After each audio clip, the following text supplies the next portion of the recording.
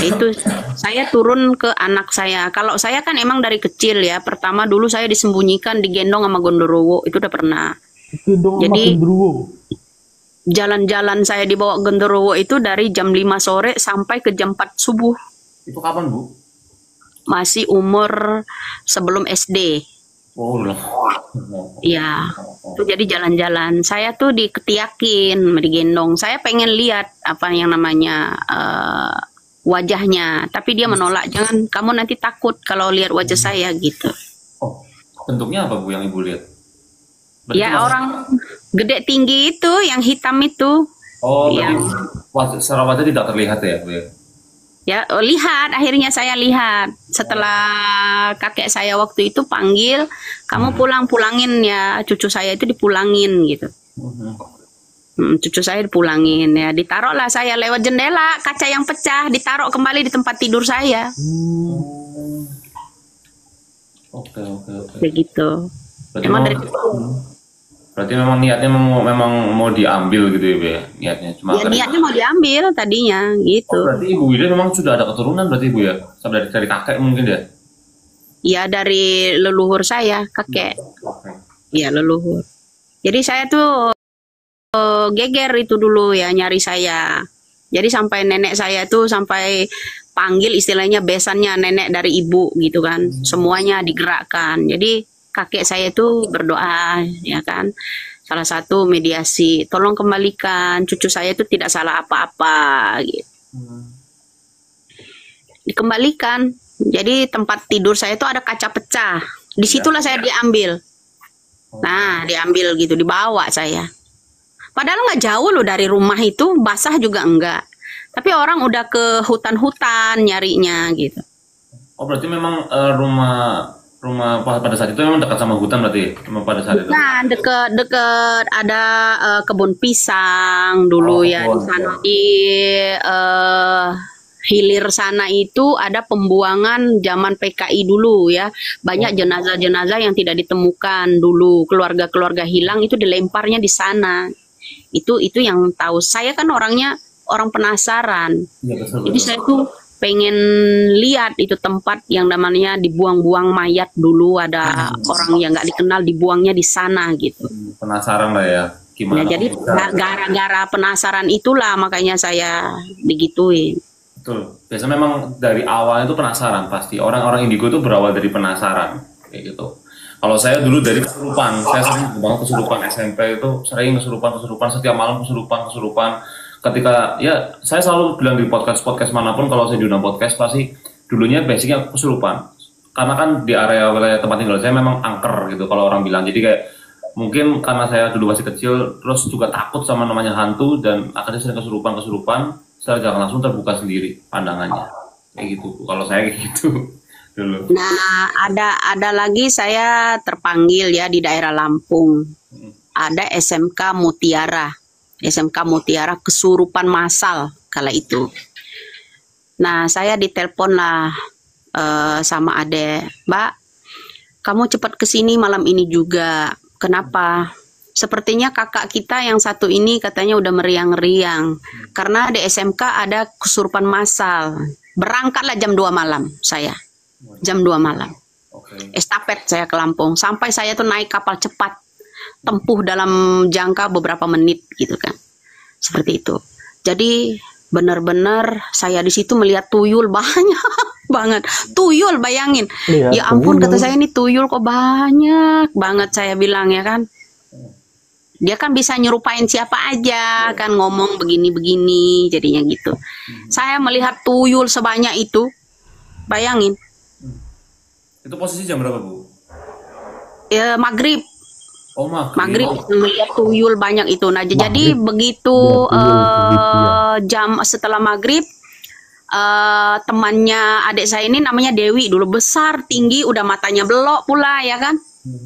Jadi kayak patung orang nggak sadar gitu jalan ya. Dia tuh udah kesurupannya tuh udah dari SMK itu. Jadi ada 22 murid kesurupan massal kala itu ya di yang namanya Lampung itu SMK Mutiara. Jadi datanglah ke tempat kos adik saya, salah satunya. Dia nih udah matanya udah nggak ini, tunggu dulu saya hadang di pintu, kamu itu udah nggak sadar, sebilang gitu.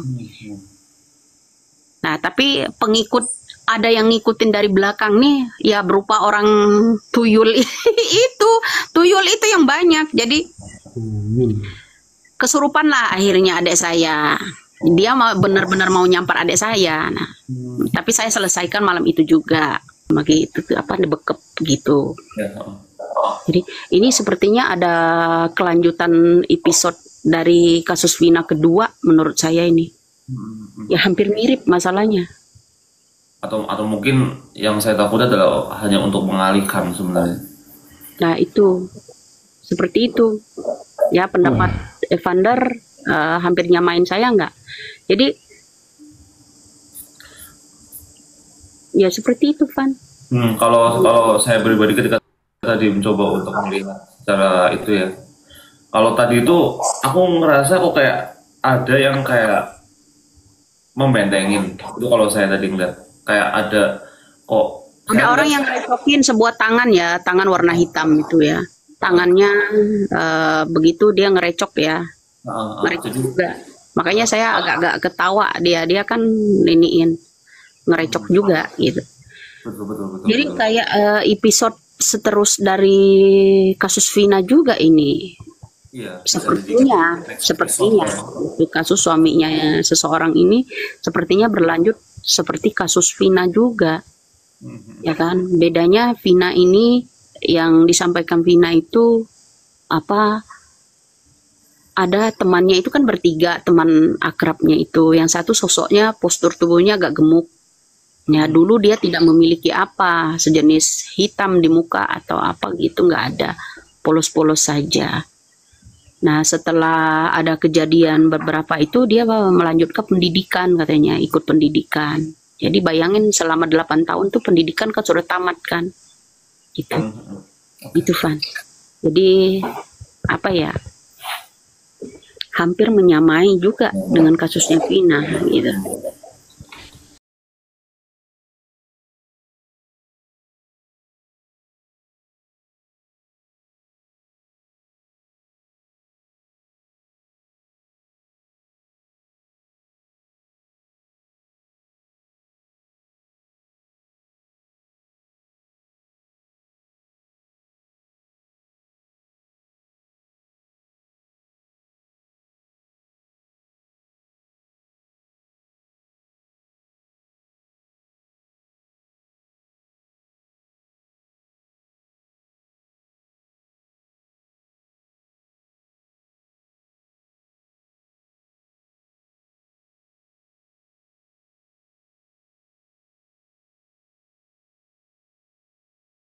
Hal gaib itu tidak mudah ditempuh, tidak mudah. Dari kecil kita udah dikasih tanda seperti itu. Memang, tapi rata-rata orang netizen tuh pasti gagal paham lah gara-gara ada yang Kalau menganggap kita itu kalau lagi serius, dia bilang kita punya dua sisi katanya ya kan. Ada itu orang yang bicara seperti itu. Tapi bukan masalah dua sisi. Ya karena kita bisa apa ya, Allah Tuhan itu menurunkan orang-orang itu dipilih gitu, bukan sembarangan, bukan sembarang. Betul. Itu atas izin yang maha kuasa. Pasti. Soalnya belum tentu orang-orang kadang kuat atau gimana, dan tujuan dan niatnya itu seperti apa. Kalau tujuannya positif, biasanya itu gampang dan dipermudah jalannya untuk jenis. Nah, ini jelaskan sama Evander, jenis-jenis indigo itu ada bermacam-macam. Ada yang kayak saya bisa melihat hantu ya, kemudian bisa setiap ada lewat di situ ada atau tidak itu saya tahu. Jadi seperti itu. Jadi orang dikasih kelebihan itu berbeda-beda. Ya, saya jujur aja orangnya. Ya seperti itu. Saya tidak mau hati saya itu busuk. Itu satu, menyimpan rahasia, terutama menyimpan rahasia busuk itu nggak mau saya. Karena itu tidak berfungsi sama kita nanti kalau suatu saat ada orang membutuhkan kita, minta tolong sama kita. Itu nggak bisa. Iya, Bu. Kalau indigo pribadi kan memang kan macam-macam, ada yang indigo seperti apa. Kalau saya lihat dari Ibu Widya sendiri, memang Ibu Widya memang bisa melihat, itu yang pasti pertama. Kedua, memang bisa sampai ya masuk ke alam bawah sadar dan coba untuk menganalisis secara goib. Kalau saya lihat memang bisa gitu. Tapi kadang-kadang orang netizen itu kan ada yang percaya nggak percaya sama hal seperti ini, ada yang bilang itu gila. Pasti, memang kita sebagai orang-orang yang indigo alias orang-orang yang bisa melihat harus siap dikatakan gila. Apalagi saya udah kurang lebih ya bertahun-tahun di dunia seperti ini, pasti dibilang gila, gila ngapain gitu kan ya. Kalau saya Apalagi itu ini, Pan, saya potong dikit. Kalau saya itu memang udah dari 2010 itu udah mulai ada tanda, ya udah mulai tanda. Jadi salah satu ini turun ke anak saya yang nomor 2 ya. Jadi anak saya yang kecil itu dia sebelum masuk TK itu ada orang yang mau meninggal itu dia udah kasih tahu ke oh keluarga. iya. Cewek, Oh cewek. cewek, Oke. ya Sampai sekarang turun masih peka. masih. Anak Oh, saya jadi sering panas apa gitu. Itu nanti dia apa namanya dia ngomong sama kita. Dulu ada teman bapaknya mau kecelakaan ya di Lampung ya, di Lampung. eh Sebelum dia berangkat itu ke Lampung itu dia kasih uang 50.000 dulu ke anak saya. Dia ngomong gini, "Pak, kok saya mimpiin Om ini nggak bener ya, nggak beres," katanya gitu. Jadi ada apa ya katanya. Sepertinya papa akan ditinggalkan deh sama temannya ini katanya. Kamu hmm, jangan ngawur kata bapaknya begitu kan. Kamu jangan ngawur deh. Benar katanya. Saya itu melihat ada 3 malaikat turun memberi saya tahu katanya. Seperti itu dia ngomong. Namanya anak belum TK kan. TK oh juga masih. belum. Berarti 5 tahun Oh, dari belum? Dari 5 tahun ya, nah, belum 5 tahun. belum. Jadi ngomong. Begitu sehari kemudian dapat telepon.